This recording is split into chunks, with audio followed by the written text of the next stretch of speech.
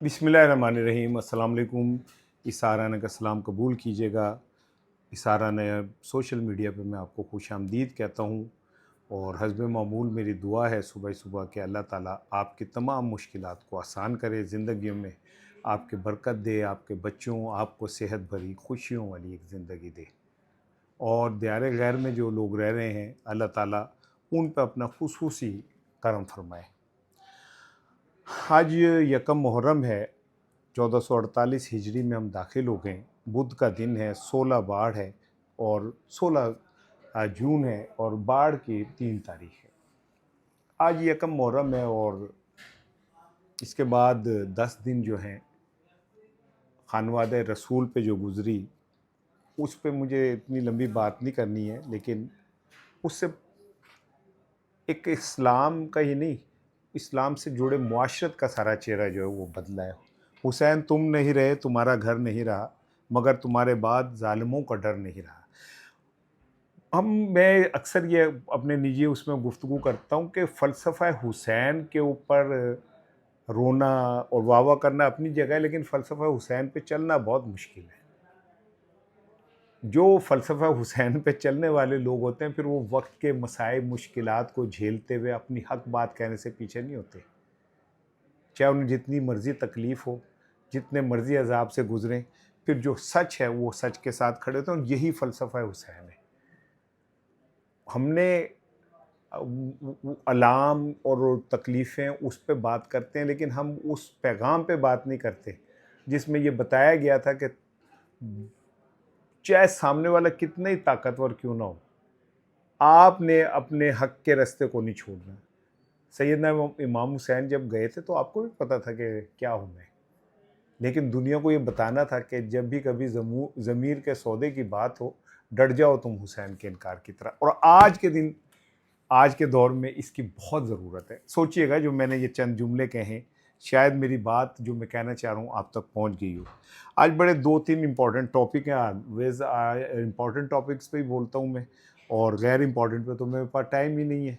लेकिन ये कि कभी-कभी गैर पे भी बोल लेता हूँ। आज एक तो अडयाला में कल एक चैलेंज था पीटीआई के लिए कि जी 10,000 बंदे अगर आप ले आते हैं, तो बुर्श अलीमा खानम ने भी और इमरान की बहनों ने भी पीटीआई की क़यादत को कहा कि आप 10,000 बंदे ले आएँ। तो क्या वो चैलेंज कामयाब हो गया, या पीटीआई की जो क़यादत बेशर्म क़यादत है, ढीठ, मुफाद परस्त, मुनाफिक क़यादत, उसने इस पे क्या रिस्पॉन्ड दिया? मैं करूँगा इस पे बात। दूसरी वो जो इम्पोर्टेंट चीज़ है वो है कि जो वावडा है, वावडा के बयानात में मज़ीद तेज़ी आ रही है। आज उन्होंने काबीना के ऊपर एक इल्ज़ाम लगाया कि उसने मुजरिमाना तौर पे और कुछ 10 अरब के 15 अरब जो है उसके फ्रॉड करने की कोशिश की और वावडा साहब के मुताबिक वो उन्होंने उस फ्रॉड को खुद रोका है। अब ये तो वफाकी काबीना के लिए एक बहुत बड़ा चैलेंज बन गया है वावडा और मुस्लिम लीग नून के लिए। इसके क्यों मुस्लिम लीग नून रिस्पॉन्ड क्या कर रही है, ये बड़ा मेरा इम्पोर्टेंट टॉपिक है। और क्यों ऐसा लग रहा है कि जी हुकूमत का वक्त पूरा हो गया है, और क्यों इस तरह के इशारे और इस तरह के मामलात जो हैं वो शुरू हो गए हैं। वो क्या कहते हैं, छाछ तो छाछ छलनी भी बोले, तो ये छलनी भी बोलनी शुरू हो गई हैं वो लोग भी जिनके लिए कहा जाता है कि वो बड़े मुस्लिम लीग नून के करीब हैं। वजीफ़ा खातनी, सॉरी लफ्ज़ मेरे मुंह से निकल गया, बस करीब हैं। मैंने तो बाद में कहना नहीं सी, हमें मेरे मुंह से निकल गया, तो ये सीरियस नहीं लेना। वो भी कहने लग गए जी ये क्या हो रहा है, चल चलाओ का दौर आ गया है। और वावडा ने जो इल्ज़ामात लगाए उसके ऊपर रद्द अमल क्यों नहीं आ रहा है, ये दो इम्पोर्टेंट टॉपिक हैं। अब आज बुध है, जुमेरात जुम्मा परसों आप देखेंगे कि एमओयू के ऊपर साइन हो गए हैं अमेरिका और ईरान के दरमियान। लेकिन मैंने पहले भी कहा, दोबारा कह रहा हूँ कि जनाब, ये कोई साइन जो है ये मुआहदा, अमन मुआहदा नहीं हुआ। अभी देखते हैं, लेट्स सी व्हाट हैपेंड। लेकिन आज डोनाल्ड ट्रंप ने एक बहुत बड़ा एतराफ़ किया। आज वो क्या नाम है, समिट 7 में मौजूद थे, जिसमें कुवैत के अमीर और बाकी लोग थे। तो वहाँ गुफ्तगू करते हुए डोनाल्ड ट्रंप ने कहा कि जी मैं एतराफ़ करता हूँ कि हम ईरान में रिजीम चेंज नहीं कर सके। अब इस जुमले को अगर आप यहाँ रखें और पाकिस्तान को देखें तो आपको एक बात बारीक समझ आ जाएगी कि ईरान क्यों जीता और ईरान ने अमेरिका जैसे बदमस्त हाथी को। आज मैं नमाज पढ़ रहा था तो मौलाना ने जो तिलावत फरमाई वो थी अलम तरा कई फ़फ़ाल रब्बू कभी साबिल फील। क्या तूने नहीं देखा हमने हाथी वालों के साथ कैसा सलूक किया? अलम यरजल कैदहुम फी तज़, हमने उनको जनाब ज़लील व रुस्वा कर दिया और उनको आगे झुंड के झुंड भेजे, लेकिन हमने उन हाथियों को खाए हुए भूस की मानिंद कर दिया।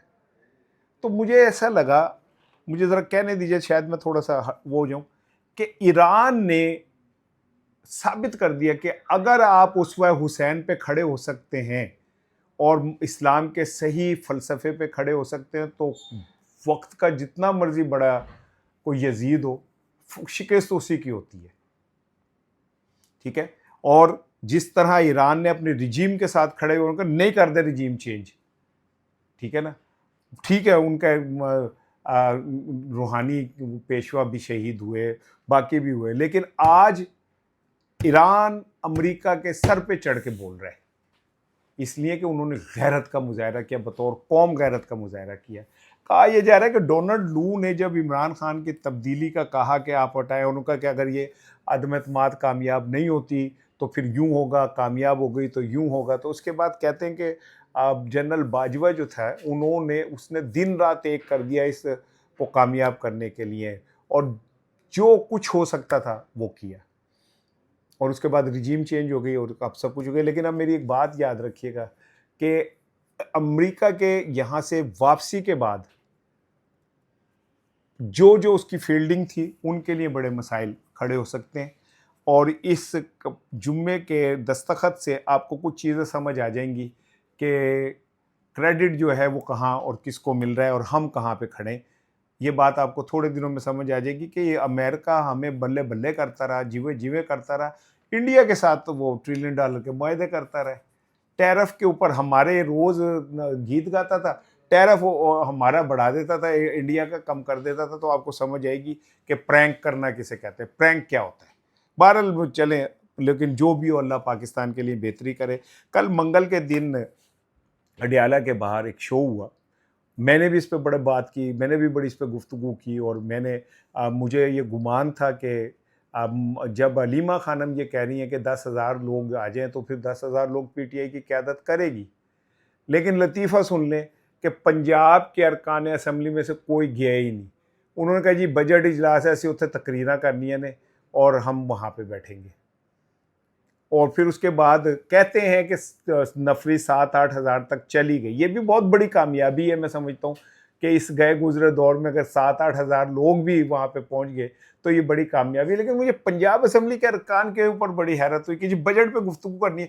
इमरान खान ने आपको इसलिए रुकन असम्बली बनाया था। आज पीटीआई की या पाकिस्तानी अवाम की ज़रूरत यह कि आप बजट के ऊपर तकरीर करें या आप इमरान खान की रिहाई के लिए अडियाला के बाहर खड़े हों, या ये कि आप वहाँ से माइनस होते तो आपके तो टीए आपके ये वो सारे रुकते। क्या इमरान खान के टिकट पे आप कामयाब हुए तो इसलिए कामयाब हुए थे कि जब इमरान की बहनें आपको मदद के लिए पुकारेंगी तो आप असम्बली के अंदर बैठ के तकरीरें फरमा रहे होंगे और उसके बाद वो प्रेस रिलीजें जारी कर रहे होंगे आप। पंजाब असम्बली के अरकान ने, बहरहाल मुझे कहने दीजिएगा, ज़रा शायद जुमला कड़वा हो जाए, लेकिन मर्दानगी का सबूत नहीं दिया। उन मेरे खिलाफ कोई तहरीक इस्तेहकाक ना पेश कर दे पीटीआई वाला, चलो खैर अल्लाह मालिक है। लेकिन पंजाब असम्बली के अंदर अरकान ने कोई बहादरी और उसका मुजाहरा नहीं किया। ये असम्बली के इजलासियों का अच्छा था बाइकाट करते, एक आप कहते कि हम अपने कप्तान की रिहाई के लिए मंगल के दिन वहाँ खड़े हो रहे हैं, हमने इस बजट इजलास में शरीक होते, केड़ी मौत आ जानी सी, क्यामत आ जानी सी, क्लाउड बरस्ट हो जाना था, क्या होना था, अलनीनो टूट पड़ना था साढ़े ते, क्या होना था? कुछ नहीं होना था सिवाय ये होने के कि आपकी नौकरियों को ख़तरा हो सकता था। आपने अपनी नौकरियां बचा दी, इमरान खान को आपको परवाह नहीं है। लेकिन मेरा ख्याल है कि इमरान खान जब बाहर आएगा, और आना ही आना है, उसने कब कितनी देर आप रोक लेंगे, अब आया ना तो वो आपको आई एम सॉरी सख्त जुमला हो सकता है, आपको शायद जूते की नोक पे रखे। मैं जुमला ज़रा सख्त कहता, शायद नहीं कहना चाहिए था। एनीवे, दूसरी चीज़ बड़ी इंपॉर्टेंट जो है ना जी, मैं आपको बताऊं, आज बुशरा बीबी साहिबा की कल मंगल को इमरान खान साहब से मुलाकात हुई, 35 मिनट मुलाकात हुई है और दोनों को कॉन्फ्रेंस रूम में मुलाकात कराई गई, दोनों ने एक दूसरे का हाल चाल पूछा और क्या कर सकते हैं, गुफ्तगू की, एक दूसरे का ख्याल रखने की बात की। ईमानदारी की बात मैं आपको बताऊं कि जब बुशा बीबी ज़रा अपने अरूज पे थी, तो मुझे भी ऐसा लगता था कि यार ये खातून जो है ना विलन है, और यार देखो यार इनकी इन चीज़ों ने यूँ कर दिया, यूँ कर दिया। लेकिन मुझे महसूस होता है कि यार वो खातून आज भी इमरान खान के साथ खड़ी है, इमरान खान के साथ जेल में है, बाहर आ गई थी और इस शर्त पे लाया गया था कि आप सियासत में हिस्सा नहीं लेंगे। 26 नवंबर को उस खातून ने जिस बहादुरी से एक, अब जब मैं देखता हूँ ना 6000 बंदे इकट्ठे नहीं हो रहे इनसे, तो मुझे लगता है 26 नवंबर का तो इतना बड़ा आपने काम कर दिया था सिर्फ एक अकेली बुशा बीबी ने। और जिस तरह गंडापुर उन्हें लेके गाड़ी में ज़बरदस्ती गया, वो खातून ने क्या कर सकती थी। तो मैं तो आई मस्ट सल्यूट बुशा बीबी साहिबा के, उन्होंने अपने इमरान खान के साथ खड़े होकर ये बता दिया कि वफाशवार बीवियाँ कैसी होती हैं। मैं बात कर रहा था फैसल वाउडा की। फैसल वाउडा ने आज भी कहा जी काबीना के अंदर वो कौन सी शिपमेंट है गाड़ियों की, उसके ऊपर उन्होंने कहा जी ये तो सारे फ्रॉड कर रहे हैं। और जनाब अली पता नहीं कितने अरब का, भाई देखना ज़रा ग्रुप में था, कितने अरब का जो है इन्होंने वहाँ पे गाड़ियाँ खड़ी हैं और ये हुआ हुआ है और वो हुआ हुआ, और ये लोग तो सारे जो है अपन लफ्ज़ पता नहीं कहना चाहिए कि नहीं, कि ये मतलब ये एक बहुत बड़ा स्कैम फ्रॉड जो है ख़जाने को लूटने का था। मैं बीच में आया, मैंने रुकवाया है, और रुकवाने के बाद पाकिस्तान के मैंने इतने पैसे बचवा दिए।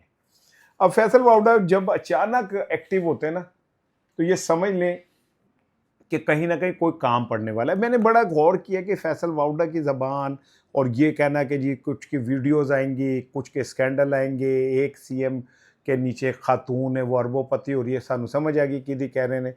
तो ये क्यों कह रहे हैं, अब आप मुझे पूछे क्यों कह रहे हैं। अब सुन ले मेरी बात, इसकी दो चीज़ें हैं।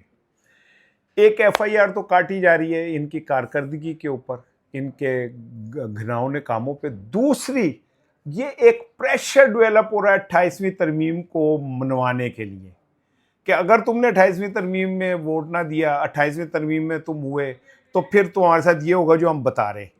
क्योंकि इस 28वीं तरमीम के अंदर सबसे बड़ा जो फड्डा पड़ना है वो पंजाब का पड़ना है। पंजाब में जब सूबों की तकसीम होगी, जनूबी पंजाब, हज़ारा, ये वो, पीछे रह जाएगा शहरी इलाके को चंद एक। तो जो मरियम साहिबा हैं ये तो उन्हें किसी तक कबूल नहीं है। फिर उनकी ग्रिप, नून लीग की ग्रिप, नवाज शरीफ की शबशबा, सब खत्म हो जाना है। एक जैसे वो वजीर आला होंगी वैसे ही जनूबी पंजाब का वजीर आला इक्वल होगा, उनकी आबादी शायद ज़्यादा हो जाए और मरियम साहिबा एक अकलियती सूबे की हो जाए। तो वो जो ब्लैकमेलिंग है वो मुक जानी है। वाउडा साहब क्या कह रहे हैं, वो घोड़ा भी तुम्हारा, खच्चर भी तुम्हारा, घास भी तुम्हारी, रेड़ा भी तुम्हारा, और सड़क भी तुम्हारी, हुकूमत भी तुम्हारी, और फिर हार जाते हो तुम। किसको कह रहे हैं ये शटअप कॉल देने कि तुम्हारी ये हैसियत है।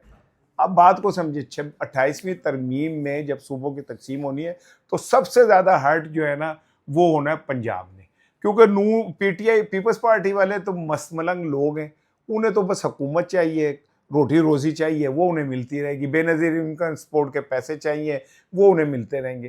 पंजाब की जो पूरे पाकिस्तान पे डोमिनेंस है वो ख़त्म हो जाएगी, जो असल बात है। यही वजह है कि जो मुस्लिम लीग नून के बहुत सारे करीबी हैं वो अब इस्टेब्लिशमेंट को सीधी सीधी धमकियां दे रहे हैं कि ये अगर शहबाज शरीफ गया तो फिर तुम भी गए, तुम्हारा निज़ाम भी गिर पड़ेगा। ठीक है, हमारे एक दोस्त है, मैं अभी उनका नाम नहीं ले रहा, उन्होंने तो सीधा सीधा किया वीलॉग, और उसमें उन्होंने कहा कि तुमने पहले 1 यूनिट बना के मुल्क तोड़ा, इस्टेब्लिशमेंट को डायरेक्ट चैलेंज करते हुए, अब तुम ये सूबे बना के मुल्क को तोड़ना चाह रहे हो। और ये किसकी ज़बान थी, वो इतने करीब हैं मरियम साहिबा के, मैं आपको बता नहीं सकता। वैसे वो पता नहीं अब मुझे कहना चाहिए कि नहीं, लेकिन वो बेचारे मुश्किल में हैं, बहुत मुश्किल में इस टाइम। अल्लाह उनके की मुश्किल आसान करे, और उनके साथ एक बड़ा इम्तहान शुरू हो गया। मैं इससे ज़्यादा नहीं कहूँगा, लेकिन मैंने आपको बता दिया कि 2 एस्पेक्ट्स हो सकते हैं। नंबर 1 तो ये कि हुकूमत ने तो जाना ही जाना है, विफाक में शहबाज शरीफ की तब्दीली लिखी गई है, काबीना पे कुछ लोग चेंज होंगे। आज जो एफआईआर काटी है वो उसने वाउडा साहब ने, एक और काबीना के अंदर जो लोग हैं वो करप्ट बैठे हुए, ये एक नई एफआईआर है। लेकिन इसके बावजूद भी 28वीं तरमीम आ रही है, उससे पहले बता दिया गया कि जे तुसी बंदे दे पुत्र ना बने ते छित्तर फड़े है, तुहानू छित्तर पैने ने, तुहाडी औकात, तुम्हारी हैसियत, तुम्हारे करतूत सब सबको पता है। वो पहले मीडिया में आएंगे, तुम्हें जलील किया जाएगा, फिर तुम्हें निकाला जाएगा, फिर तुम पर्चे होंगे, तुम गिरफ्तार होगे, तुहानू फैंटी पेगी। और एक इमरान खान नहीं है हर कोई बंदा जेड़ा इतने खड़ा रहे अपने पैरों के ऊपर। 2 साल उसको हो गए, 2 साल से ज़्यादा हो गए, 2.5 साल हो गए, 3 साल हो गए, खड़ा रहे अपने पैरों पे। आप कहते रहें जी हम उसको नहीं मानते, कहते रहें आप हम उससे नहीं करेंगे, लेकिन वो हकीकत की तरह खड़ा है। ऐसे हकीकत जैसे मैं उंगली यूँ कर रहा हूँ ना, ये मेरे सामने खाल है, मुझे नज़र आ रही है, मेरी हकीकत है, सच है ये। तुझसे नहीं चलना, आप तो 2 मिनट में पिघल जाएंगे। यही बताया जा रहा है कि इंसान के बच्चे बन जाओ, हमें आप थ्रेट करते हो, हमें तड़ियाँ लगाते हो, तो तुहानू लग पता जाएगा। अब एक और इम्पॉर्टेंट बात सुन लें जी, गिलगित बल्तिस्तान के इंतखाबात में पीपल्स पार्टी और नून लीग के दरमियान तो बड़ा रफड़ पड़ा हुआ है। पीपल्स पार्टी वाले मन नहीं रहे, कहते हैं हमने इतनी मेहनत की, सॉरी यार, हमने इतनी मेहनत की और जनाब अली नून लीग जो है उस पर डकैती मारना चाह रही है। बिलावल भुट्टो साहब ने तो यहाँ तक फरमा दिया कि जनाब आप जैसे आपने पंजाब के अंदर इंतखाबात चोरी किए, आप गिलगित बल्तिस्तान में भी करने जा रहे हैं। लेकिन चोरां नूं पै गए मोर तो मोरां नूं पै गए होर। अब उस गिलगित बल्तिस्तान में जो नई इतला आई है, इस्तेकाम पार्टी में 4 अरकान शामिल हो गए हैं साथ। मैंने आपको बताया था कि यहाँ से इस्तेकाम पार्टी के राना नज़ीर साहब और मलक नसीब जो हैं यहाँ लाहौर से गए थे, उन्होंने जाके वहाँ डेरा डाला था, रिज़ल्ट जो भी आए। लेकिन अब इतलात ये कि 4 अरकान ने इस्तेकाम पार्टी ज्वाइन कर लिए, 2 अगले 24 घंटे में करेंगे, 6 हो गए। एक टेक्नोक्रेट की सीट मिलेगी, 7 हो गए, एक मिलेगी खवातीन की सीट, 8 हो गए। हुनों ये कहते हैं कि 8 तो हमारे पास ये आ गए, 4 पे मजीद काम हो रहा है और हमारे पास को 12 के करीब ये सीटें बन जाएंगी। मेरे तो कन धुआं निकल गया। मैंने कहा हैं ये क्या हुआ, वो तो आपस ही लड़न डे सन, इन्होंने भी चुकाम पाता है अपना। इस्तेकाम पार्टी मुझे ऐसा लगता है खामोश सरप्राइज देने जा रही है। चोर को पड़ेंगे मोर, मोर को पड़ गए होर, और ये लड़ते रह जाएंगे, वो जो कम पाए जाएंगे। मुझे जो मुझ तक इतलात हैं, मैंने कहा मैं आपसे शेयर कर दूं, ये कोई मैं ऐसे नहीं कह रहा कि हवाओं में, आप सुबह आपको पता चल जाएगा कि 4 अरकान असम्बली आज़ाद जो है उनको ज्वाइन कर चुके हैं, 2 और होने जा रहे हैं। एक टेक्नोक्रेट की सीट, एक खवातीन की सीट, 8 सीटें लेके मेजोरिटी वाली पार्टी बन जाएंगी। फिर आप क्या करेंगे, तेरा क्या बनेगा कालिया, तू तो बड़ी तकरीर की ने। वो मुन्ना काका भी जाके बोलता रहा है, फिर आसफा भांजी भी हमारी बोलती रही है, फिर नवाज शरीफ साहब बोलते रहे, फिर नीवे नीवे होकर निकल भी गए। जिनेवा में क्या कर रहे हैं मुझे नहीं पता, मैनू लगता हो सकता ना क्या कहते हैं वो जो मुआहदा होना है ईरान और अमेरिका के दरमियान, उसे डिज़ाइन कर रहे हो, डिज़ाइन तो कर दें, जंग भी कर सकते हो तो अमन भी कर सकते हैं। जाते जाते एक बड़ी दिलचस्प चीज़ सुने, ये मुबीन आरिफ जट साहब हैं जिन्होंने कौमी असम्बली में खिताब किया, और ये खिताब किया उन्होंने पंजाबी में। अब पंजाबी में मुझे पहली दफ़ा पता चला कि कौमी असम्बली में उर्दू और इंग्लिश के अलावा किसी बात में ज़बान नहीं हो, खिताब नहीं हो सकता। मैं हैरान हो गया हूँ कि हमारी ग़ुलामी का लेवल क्या है। इंग्लिश में जो हम खिताब कर रहे हो, फुप्पी दी पुत्र ने साढ़े बरनार्ड शाह जो है मेरे ताए का बेटा है, जिसकी हम ज़बान इंग्लिश इस्तेमाल कर रहे हैं, इसलिए कि वो हमारे आका थे और अभी तक हमारे आका हैं। और पंजाबी नहीं बोली जा सकती जो हमारी ज़बान है, हमारी ज़मीन की। सिंधी में खिताब होना चाहिए, बलोची में खिताब होना चाहिए। कौमी असम्बली, कौम की असम्बली है, किसी के बाप की असम्बली नहीं है। अब जरा ये देखें तो सही। सर गुजरात यहाँ इंग्लिश में बोले या उर्दू में बोले, ये आपके रूल्स हैं, रूल्स के मुताबिक। स्पीकर साहब ने कहा कि जी आप इंग्लिश और उर्दू के अलावा नहीं कर सकते। मैं तो हैरान हूँ, गुलामी हमें से ख़त्म ही नहीं हो रही। और ग़ुलामी की सतह ये है कि हमारी कौमी असम्बली जो हमारी कौम की तर्जुमानी करती है, वहाँ हम अपनी कौमी ज़बान पे बात नहीं कर सकते। पंजाबी, सिंधी, बलोची हमारी ज़बान है भाई, हम जिसमें चाहे बात कर सकते हैं। आपसे बात होगी इंशाअल्लाह शाम को। अपना ख्याल रखिएगा।